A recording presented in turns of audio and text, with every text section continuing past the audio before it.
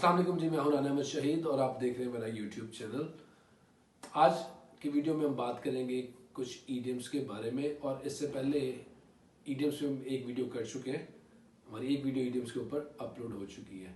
आज की वीडियो में हम इंशाल्लाह 10 ईडियम्स का इस्तेमाल समझने की कोशिश करेंगे और फिर उनको सेंटेंसेस में देखेंगे। आपको मैंने बताया था कि ईडियम्स के अगर वर्ड्स को आप ज़रा गौर से देखें तो उनके मीनिंग के ऊपर गौर करें तो कहीं मीनिंग के अंदर ही छुपा हुआ जो असल मतलब होता है उस ईडियम का वो कहीं ना कहीं हमें वो मतलब जो है वो समझ आ जाता है। तो चलते हैं पहले ईडियम की तरफ। पहला ईडियम है जी हमारा bye fits and starts. Bye fits and starts का मतलब होता है जी इररेगुलरली, बेतरतीबी के साथ। अब इररेगुलरिटी का बाय फिट्स एंड स्टार्ट से क्या ताल्लुक है? फिट का मतलब होता है दौरा पड़ना, ओके। और स्टार्ट का मतलब एक तो शुरू करना होता है, स्टार्ट का मतलब चौंक जाना भी हो जाता है, ठीक है।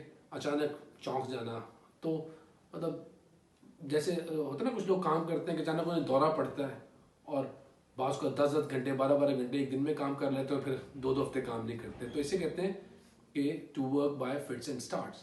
तो इडियम इसका सेंटेंस बनेगा जी he failed in his examination because he worked by fits and starts. तो चूंकि उसने इरेगुलरिटी के साथ तैयारी की थी इसलिए वो इम्तिहान में नाकाम हो गया। हमारा सेकंड सेंटेंस हमारा आज का सेकंड ईडियम जो है वो जी a bed of roses. A bed of roses फूलों की सेज को कहते हैं, बहुत ही कोई कंफर्टेबल चीज के लिए इस्तेमाल करते हैं। तो life for a poor person is not a bed of roses. तो अनफॉर्चुनेटली गरीब आदमी के लिए जिंदगी कोई फूलों की सेज नहीं है। It's full of challenges, we all know. इसी से मिलता जुलता बेड ऑफ रोजेस के एग्जैक्टली ऑपोजिट होता है बेड ऑफ थॉर्न्स। रोज गुलाब को कहते हैं, थॉर्न कांटे को कहते हैं। तो अब बेड ऑफ थॉर्न्स का मतलब होता है कांटों की सेज, कांटों का बिस्तर। कोई बहुत ही चैलेंजिंग चीज, बहुत ही ट्रबलसम, पेनफुल, डिफिकल्ट थिंग के लिए हम इस्तेमाल करते हैं। सेंटेंस बना सकते हैं कि life is a bed of thorns for a sick person. तो एक बीमार शख्स के लिए जिंदगी कांटों की सेज है, जिंदगी मुश्किलात से भरपूर है, फॉर अ सिक पर्सन। आज का हमारा फोर्थ इडियम है जी to call in question. To call in question का मतलब होता है किसी चीज पर सवाल उठाना। सवाल उठाना मतलब शक करना, किसी चीज पर शक करना, किसी चीज पर सवाल उठाना। तो आप ऐसा कोई भी सेंटेंस बना सकते हैं। फॉर एग्जाम्पल आप कहते हैं कि the honesty of this shopkeeper can not be called in question, और we can not call this shopkeeper's honesty in question. इस शॉपकीपर की ईमानदारी जो है उस पर हम सवाल उठा नहीं सकते, और ये इतना ईमानदार आदमी है कि इस पर सवाल भी उठाया नहीं जा सकता। हमारा फिफ्थ ईडियम जो है वो है जी to burn the midnight oil. To burn the midnight oil का मतलब होता है रात गए तक मेहनत करना। अब to burn the midnight oil का रात गए मेहनत करने से क्या ताल्लुक है? आपको पता है पुराने वक्तों में लोग ऑयल के वो लैंप्स जलाया करते थे, दिए जलाया करते थे, और जब वो दिए जल रहे होते थे तो ऑयल बर्न हो रहा होता था। रात को सोते वक्त वो दियों को बुझा देते थे तो ऑयल बर्न होना भी खत्म हो जाता था। अगर मिडनाइट तक ऑयल बर्न कर रहा है इसका मतलब है कि मिडनाइट तक कोई बंदा मेहनत कर रहा है, कोई काम कर रहा है, इसलिए उसने उस दिए को जलाया हुआ है। तो इसलिए इसे कहते हैं रात गए तक मेहनत करना, to burn the midnight oil. हम सेंटेंस बनाते हैं जी he secured the first position in his examinations because he burn the midnight oil. वो रात गए तक मेहनत करता था इसलिए उसने इम्तिहान में पहली पोजीशन हासिल कर ली। हमारा सिक्स्थ ईडियम जो है वो है जी अबव बोर्ड। अबव बोर्ड का मतलब भी होता है शक्को शुबा से बालातर होना। शक्को शुबा से बालातर होना। अब शक्को शुबे से बालातर होना और अबव बोर्ड का आपस में क्या कनेक्शन है? अब इसके लिए में देखना पड़ेगा। जो कसिनोज में, मूवीज में अक्सर आप देखते होंगे, कसिनोज में जब गैम्बलिंग हो रही होती है, जुआ वगैरह हो रहा होता है, तो कुछ लोग जो है वो जो भी कार्ड्स वगैरह खेल रहे होते हैं उनके हाथ जो है वो अबव बोर्ड होते हैं। तख्ता सा होता है, बोर्ड होता है जिसके ऊपर कार्ड्स भी पड़े होते हैं और चिप्स होती हैं, पता नहीं क्या कुछ होता है। तो जो ऑनेस्ट प्लेयर्स होते हैं, इवन गैम्बलर्स में भी ऑनेस्ट लोग होते हैं, जो ऑनेस्ट प्लेयर्स होते हैं वो तो अबव बोर्ड होते हैं, उनके हाथ वगैरह ऊपर आपको नजर आ रहे होते हैं, कोई चीटिंग नहीं कर रहे होते हैं।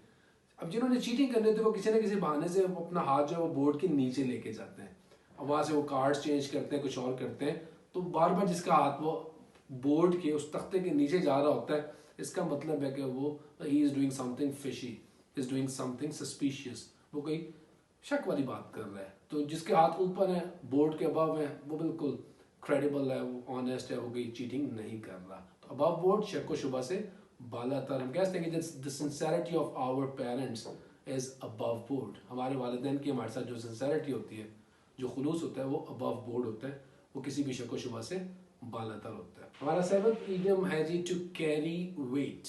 टू कैरी वेट का मतलब है वजन रखना किसी चीज़ में। अब ये मुहावरे में इडियोमैटिक एक्सप्रेशन में यूज़ करते हैं। कैरी वेट का मतलब होता है किसी चीज़ में दम होना, कोई आर्ग्यूमेंट में दम होना, उसमें कोई ऑथेंटिसिटी होना, उसमें कोई सेंस का, स्ट्रॉन्ग लॉजिक का होना। हम कहते हैं कि because of his poor preparation his arguments did not carry weight. उसकी जो प्रेपरेशन अच्छी नहीं थी, इसकी वजह से उसके जो आर्ग्यूमेंट्स थे, उसके जो दलाइल थे, डिड नॉट कैरी वेट, उनमें कोई वैल्यू नहीं थी, कोई सब्सटेंस उनके अंदर नहीं था, वो कोई बहुत इफेक्टिव, बहुत मौसर किस्म के आर्ग्यूमेंट्स नहीं थे। हमारा नेक्स्ट इडियम जो है नंबर 8, वो है जी to carry the day. To carry the day का मतलब होता है बाजी ले जाना, सबकत ले जाना, जीत जाना, टू बी विक्टोरियस, कामयाब हो जाना, टू बी सक्सेसफुल। तो हम कहते हैं कि our team carried the day in the match because of a great teamwork. एक ग्रेट टीम वर्क की वजह से हमारी जो टीम थी वो मैच में बाजी ले गई, सबकत ले गई, और हम मैच जो है वो जीत गए। चलते हैं अपने 9वें ईडियम की तरफ, और वो है जी to build castles in the air. To build castles, अच्छा प्रोनाउंसिएशन हम कर चुके हैं, कासल होता है वर्ड, कैसल नहीं होता। ओके, कैसल अमेरिकन प्रोनाउंसिएशन है। हम पाकिस्तान में खासतौर पर जो हमारी एकेडमिक इंग्लिश है, वो हम ब्रिटिश इंग्लिश को फॉलो करते हैं, इसलिए मैं जो आपको प्रोनाउंसिएशन की एक्टिविटीज़ करवाता हूँ वो भी ब्रिटिश प्रोनाउंसिएशन होता है, अमेरिकन प्रोनाउंसिएशन नहीं होता।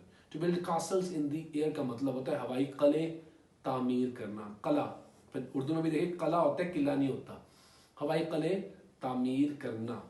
तो हम कह सकते हैं कि जी इसके लिए सेंटेंस बना सकते हैं जी, बी रियलिस्टिक, हकीकत पसंद बनो, हकीकत से काम लो। Be realistic comma, do not build castles in the air. ख्याली पुलाव मत पकाओ, मत बनाओ, हवा में कले तामीर मत करो। ख्याली पुलाव पकाने के लिए भी आप इस इडियम को इस्तेमाल कर सकते हैं, to build castles in the air. आप ये भी कह सकते हैं जी, wise people do not build castles in the air. और आज का हमारा लास्ट जो ईडियम है, 10th ईडियम है जी, अ बर्ड्स आई व्यू।